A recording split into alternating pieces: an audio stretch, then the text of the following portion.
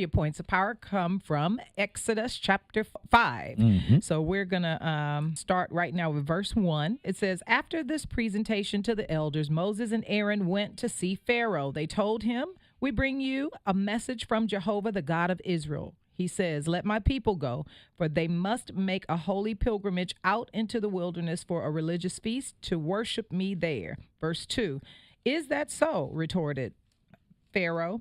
And who is Jehovah, that I should listen to him and let Israel go? I don't know Jehovah, and I will not let Israel go. Verse 3, but Aaron and Moses persisted. The God of the Hebrews has met with us, they declared. We must take a 3-day trip into the wilderness and sacrifice there to Jehovah our God. If we don't obey him, we face death by plague or sword.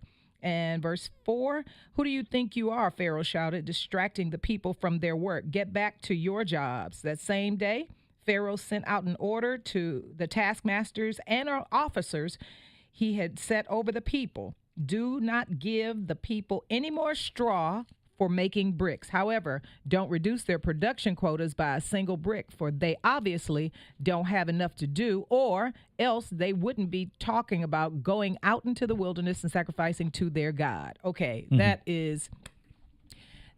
is the start of Moses obeying God and he and Aaron trying to make God's point to a man who thinks he's a God. Yeah, and I like how we always talk about hearing from God. That's one level. Hearing and understand what God has planned for your life. But the second is the execution. And then seeing it through the eyes of worship. Like he says, we'll come to gather the people because we've got to go and worship God. And then at the same time, standing firm on the fact that Jehovah has sent us.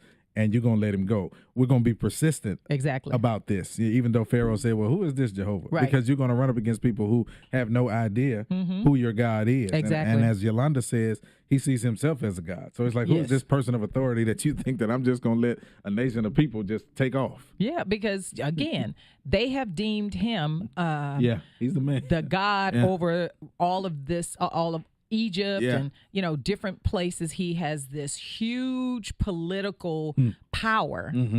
And so fighting that political power with your own strength is impossible. But fighting that political power in Jehovah's strength, God's strength, you already know you've won. You already know. And that's what you go in knowing. That's why you can be persistent. That's why you can be consistent, even though you receive some objection, even though, because at first, you think about it, you're going in saying, and how many people have done this, whether it's a business, whether it's a home, whether it's something that you need, you go in and you get that first rejection.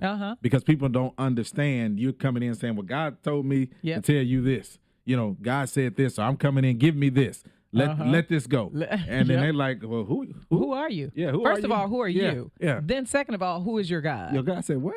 But be ready with an answer. Yeah, be ready, because they are. Because Moses and Aaron, they have now gotten bold because they know that this is not just an assignment that God may honor. No, this is an assignment that's important to God. Right.